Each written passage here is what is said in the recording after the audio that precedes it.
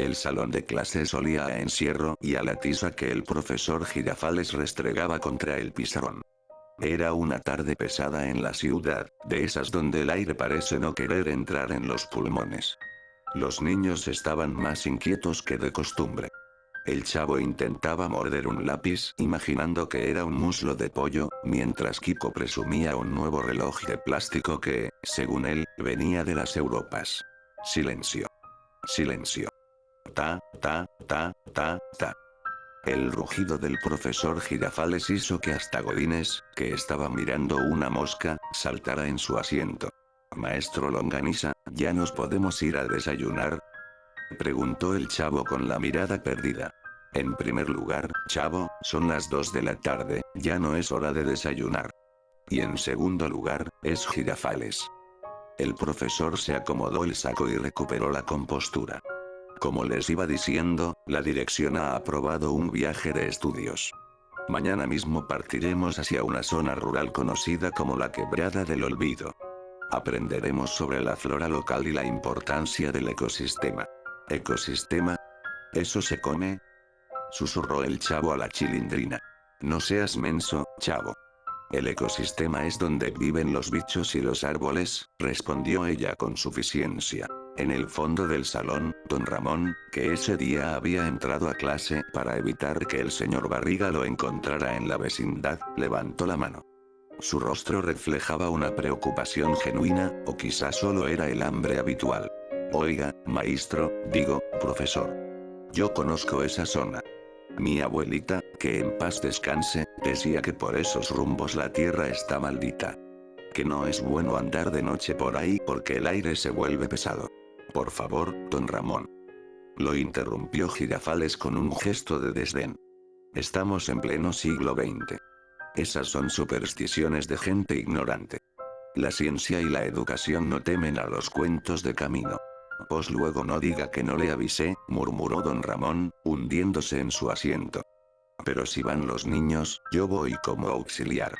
Exclamó don Ramón, usándolo de pretexto para viajar gratis y librarse del señor Barriga. El plan quedó sellado.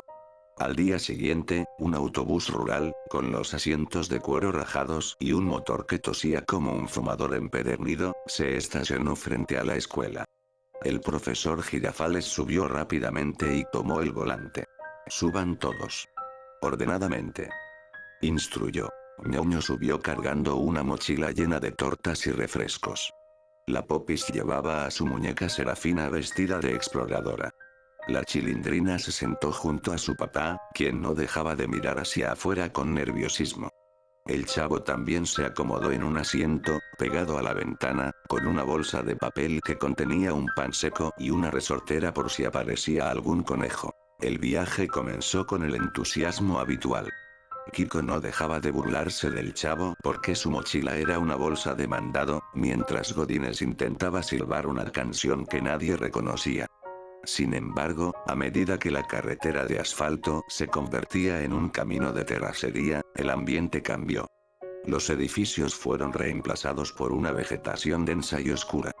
Los árboles no eran verdes y frondosos. Eran grises, con ramas retorcidas que se entrelazaban sobre el camino como dedos esqueléticos.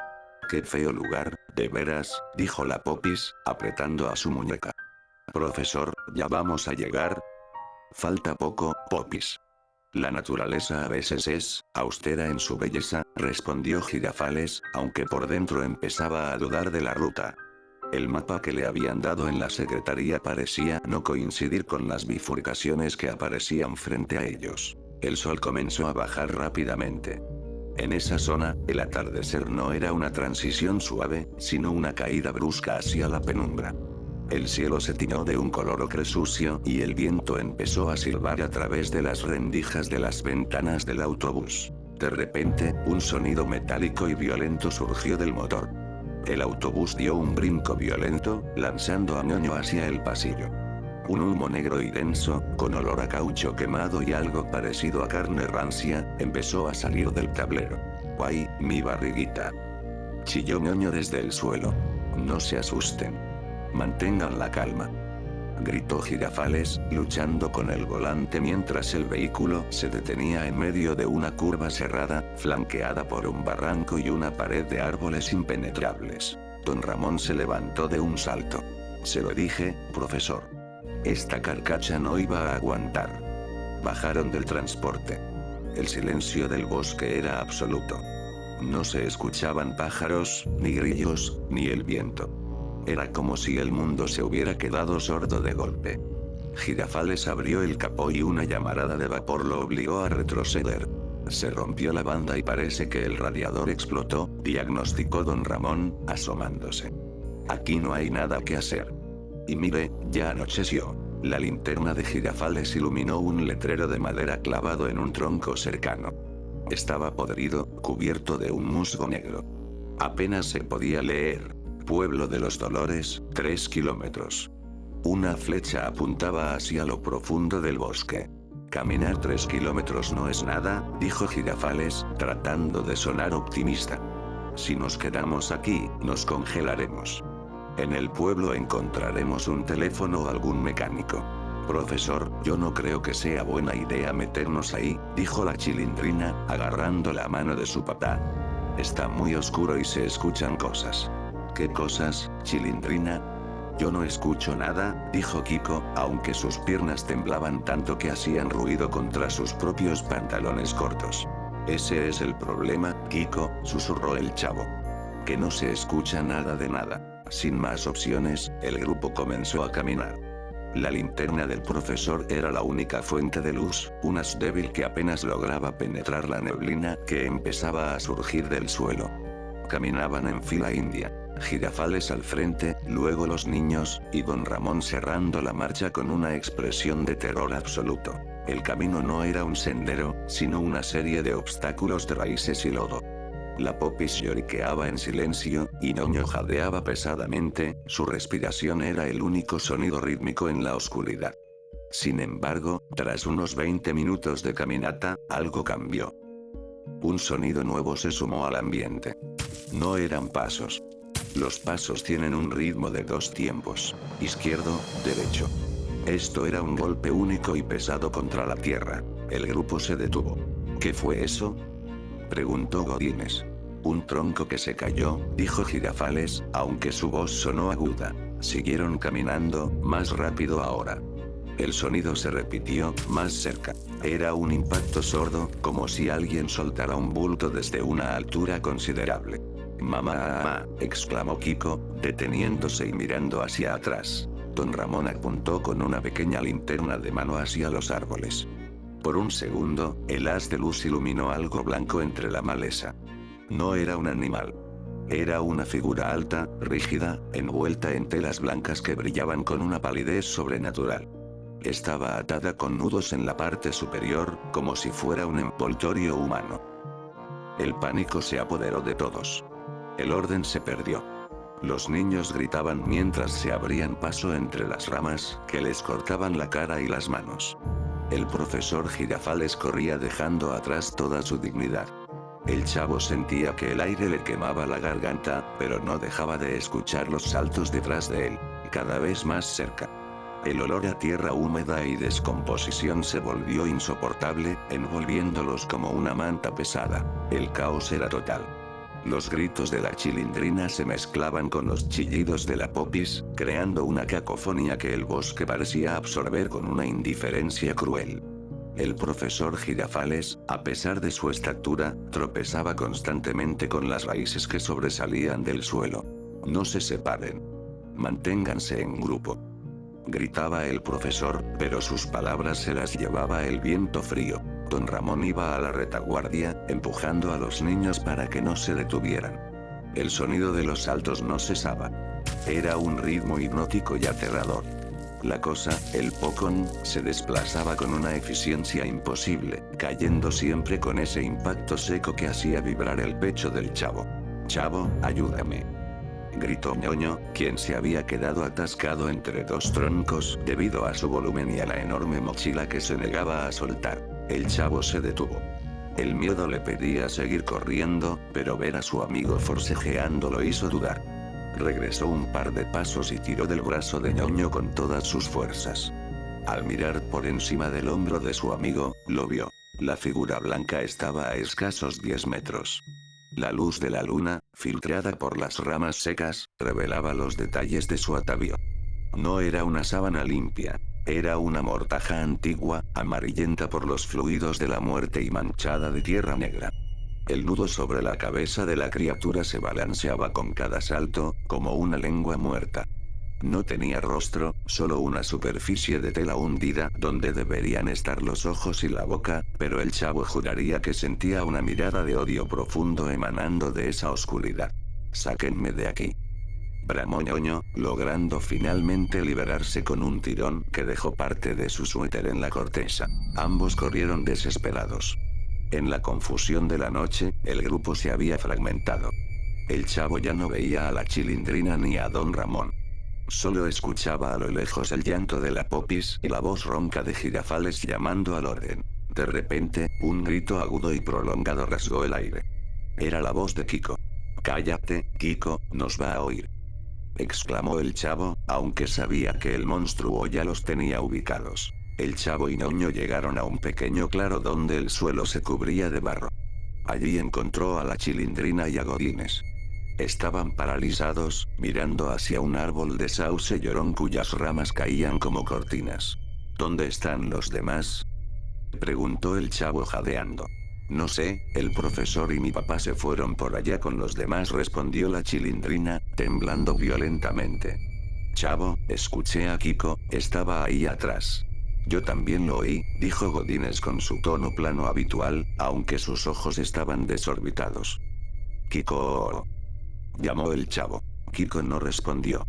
Antes de que pudieran reaccionar, el sonido de los saltos regresó. «Después lo buscamos, chavo, vámonos», chilló la Chilindrina. El sonido de los saltos volvía a intensificarse con el pasar de los segundos. «Corran hacia la luz», gritó la voz de Don Ramón a lo lejos. A través de la maleza, se veía un resplandor amarillento. Era el pueblo. El grupo, movido por el instinto de supervivencia más básico, se lanzó hacia esa dirección, atravesando espinas que les desgarraban la ropa y el rostro. No les importó dejar atrás las mochilas, los juguetes o la lógica.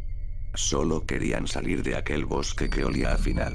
Uno a uno, fueron emergiendo a las afueras del pueblo de los Dolores.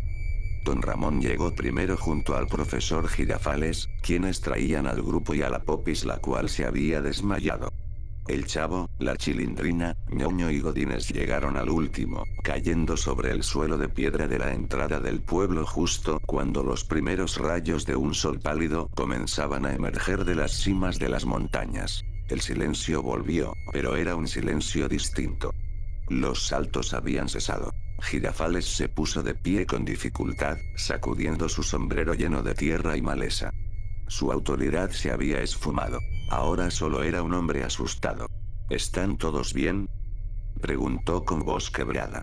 Don Ramón bajó a la Popis, que empezaba a despertar. ñoño sollozaba en silencio, abrazando sus rodillas. La Chilindrina se aferró a la cintura de su padre, escondiendo el rostro. «Falta alguien», dijo el chavo, mirando hacia el bosque sombrío que aún se negaba a soltar la neblina. Todos guardaron silencio. Miraron el camino por el que habían venido. No había rastro de Kiko. El niño del traje de marinero, el de los cachetes inflados y la pelota gigante, no estaba. «Kiko», gritó Don Ramón hacia la espesura. «Ya sal, no es hora de jugar a las escondidas». Nadie respondió. Solo el eco de su propia voz le devolvió el nombre, burlón y vacío. Pasaron horas esperando en la entrada del pueblo. Los habitantes locales los miraban desde las ventanas con una mezcla de lástima y reproche, pero nadie se atrevió a cruzar el límite del bosque para buscar al niño perdido. «Tenemos que ir por él», dijo Girafales, aunque sus piernas no se movían. «Usted no entiende, maestro», dijo un viejo que barría el frente de su casa sin mirarlos. «En este bosque, lo que se pierde de noche, ya no pertenece a los vivos. Mejor denlo por muerto y váyanse antes de que el sol se oculte de nuevo». Aterrados por la advertencia y quebrados por el cansancio, el grupo fue escoltado por un transportista local de regreso a la ciudad al caer la tarde. El viaje fue mudo. El espacio en el asiento junto a la popis, donde debería haber ido Kiko presumiendo alguna tontería, se sentía como un abismo. Llegaron a la vecindad bajo una lluvia fina y gris. Doña Florinda ya los esperaba en el portón, con su delantal impecable y una expresión de duda que rápidamente se transformó en horror puro al ver los rostros de los que bajaban. ¿Y Kiko?, preguntó, su voz subiendo de tono. ¿Dónde está mi hijo? Profesor Girafales. Don Ramón. ¿Dónde está mi tesoro? Nadie pudo responderle. Don Ramón bajó la mirada, las lágrimas surcando la suciedad de sus mejillas. Doña Florinda comenzó a gritar, unos gritos que desgarraban el aire de la vecindad, mientras se lanzaba contra el profesor Girafales, golpeándole el pecho con los puños cerrados. Me lo prometiste. Dijiste que estarían seguros. Chillaba la mujer antes de desmoronarse en el suelo, convertida en un ovillo de dolor. Pasaron 3 días. La vecindad se convirtió en un lugar de luto. El departamento número 14 permanecía cerrado, aunque de vez en cuando se escuchaban los lamentos ahogados de Doña Florinda. La Chilindrina no salía a jugar y Noño ni siquiera tenía hambre. El Chavo se sentía peor que nunca. El hambre de siempre había sido sustituida por un nudo en el estómago que no lo dejaba respirar. Se pasaba las horas metido en su barril, mirando el patio vacío, esperando ver aparecer a Kiko con su pelota para decirle que era un envidioso. Pero Kiko no volvía. La cuarta noche, el ambiente cambió. No había viento, pero las cortinas de las casas se movían. El Chavo, que se encontraba medio dormido en su barril, se despertó por un olor familiar pero desagradable. Era el olor del bosque. Tierra mojada, flores podridas y algo más, algo dulce y rancio, como carne que ha estado demasiado tiempo bajo el sol. Entonces, lo escuchó. El sonido vino de la entrada de la vecindad. El Chavo se asomó con cuidado. La luna iluminaba el patio con una claridad fantasmal. Un bulto blanco estaba allí. Era pequeño, de la estatura de un niño. Estaba envuelto en telas blancas, atadas con nudos toscos. La figura estaba rígida, pero temblaba ligeramente. «Kiko», susurró el Chavo, sintiendo que el vello de sus brazos se erizaba. La figura se giró con un movimiento espasmódico de todo el cuerpo. Bajo la tela que cubría la cara, se distinguían las formas redondeadas de unos cachetes, pero estaban amoratados, visibles a través de la mortaja traslúcida y sucia. «Chavo», la voz salió como un borboteo de lodo. «Chavo, ayúdame, los nudos me aprietan mucho». El Chavo retrocedió, golpeándose la espalda con su barril. El rostro de la criatura, o lo que quedaba de él bajo la tela, se iluminó con la luz de la luna. Los ojos eran 2 cuencas negras y vacías que goteaban un líquido espeso. «Kiko, tú estás muerto», balbuceó el Chavo. «Tengo frío, Chavo», dijo el Pokón de Kiko, dando un salto hacia él. «Déjame entrar en tu barril, hace mucha oscuridad allá afuera». La criatura dio otro salto, quedando a centímetros del Chavo. El hedor a tumba era insoportable. Los nudos que lo ataban parecían vibrar, como si algo vivo intentara salir de dentro de la tela. En ese momento, la puerta del número 14 se abrió. Doña Florinda salió, con los ojos hundidos y el cabello blanco por el trauma de esos días. Vio a la figura blanca y, en su locura, solo vio a su hijo. «Tesoro», exclamó, extendiendo los brazos. «No, doña Florinda. No se acerque», gritó el Chavo, pero fue tarde. La mujer abrazó el bulto rígido. En el instante en que sus manos tocaron la mortaja fría y húmeda, el Pokón emitió un chillido inhumano. Los nudos se desataron solos, revelando lo que había dentro. Un cuerpo ennegrecido, cubierto de insectos y tierra. Don Ramón salió alarmado por los gritos de la mujer. Lo que vio le heló la sangre. En medio del patio de noche, yacía el cuerpo de Kiko, abrazado por su madre, que inundaba el ambiente de toda la vecindad con sus sollozos.